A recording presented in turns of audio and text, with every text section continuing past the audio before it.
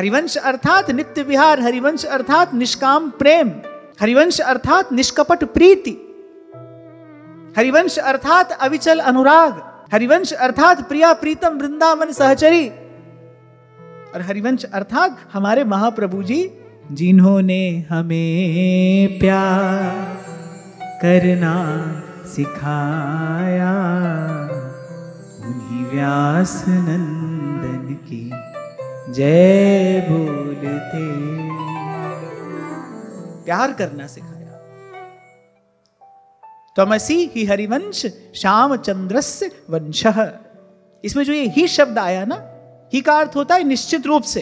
प्रबोधानंद सरस्वती पाद कह रहे मैं निश्चित रूप से ये बात कह रहा हूं, इसमें कोई संशय ना करे। आचार्य के रूप में प्रिया प्रीतम की वंशी ही प्रकट हुई है। वो और वंशी कौन है? प्रिया प्रीतम का प्रेम है।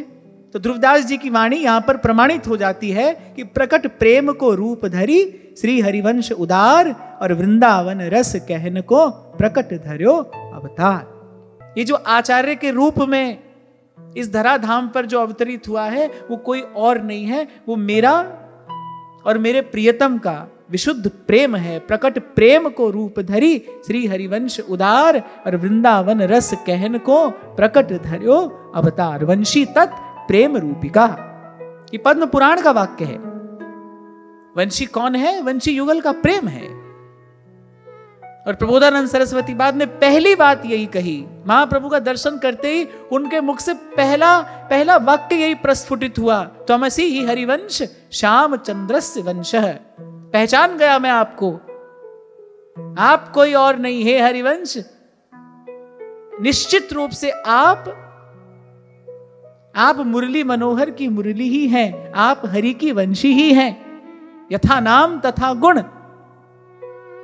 आपके नाम में ही आपके स्वरूप का और आपके स्वभाव का सारा सार, सारा रहस्य समाया है। जैसे बीज में वृक्ष समाया रहता है, ऐसे ही आपके नाम में आपका स्वरूप, आपका रस रहस्य समाया है।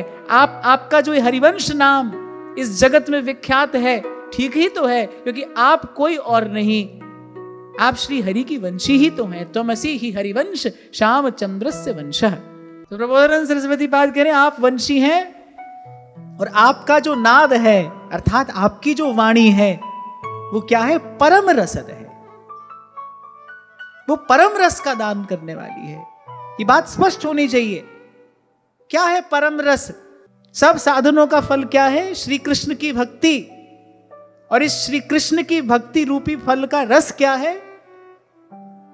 राधा रानी के चरण, महारानी के चरण, रे मन भूल मत जइयो राधा रानी के। हमारी श्री जी के चरण है।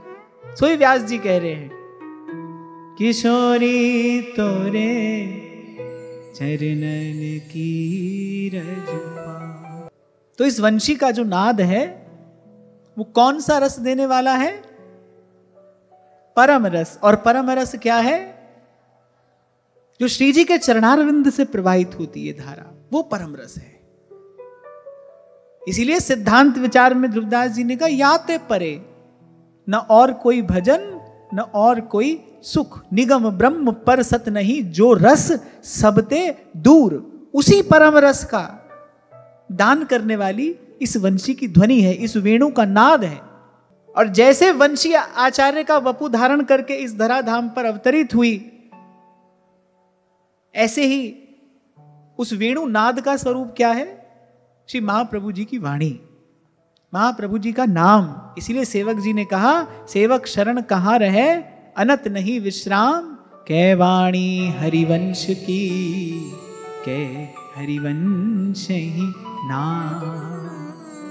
कुछ मत करिए, केवल इन पदों को गाते रहिए। और हृदय में उस परम रस का भाव, उस परम रस की धारा प्रवाहित कराने में समर्थ है इस वंशी की ध्वनि, इस वेणु का नाद, हमारे महाप्रभु जी की वाणी। बस गाइए, भोर से लेकर और सांझ से भोर, बस गाइए। अपने प्रिया प्रीतम की आप अपने घर में सेवा करते हो, अपने राधा वल्लभ लाल की सेवा करते हो, ठीक है। राग भोग आदि तो आप अपने जैसा आपको अनुकूलता होती होगी आप करते ही होंगे, पर मैं आपको यह बता दूं कि उपासना का प्रमुख अंग यही है।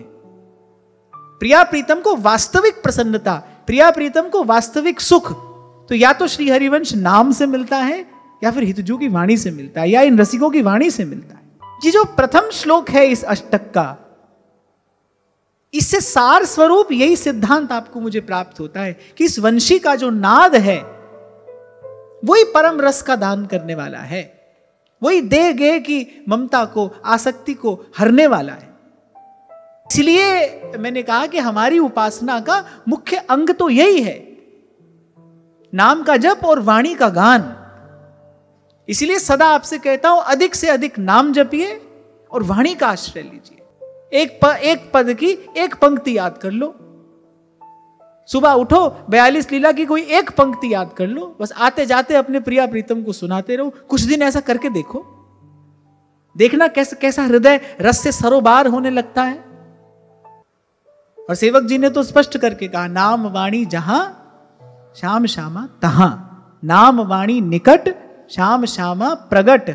और इससे भी सुंदर मीठी बात, नाम वाणी सुनत श्याम श्यामा सुबस। ध्रुवदास जी की वाणी के लिए रसिक जन कहते हैं, वाणी हित ध्रुवदास की सुन जोरी मुस्कात। और हमको और करना भी क्या है भाई, हमको कोई जब तब साधन तो करना नहीं है। हमारी उपासना का मुख्य अंग ही यही है, कह वाणी हरिवंश की, कह हरिवंश नाम। इसीलिए महाप्रभु कह रहे, राधा वल्लभ मुख कमल निरख नैन हरिवंश। बोले मेरी आंखों से देखना,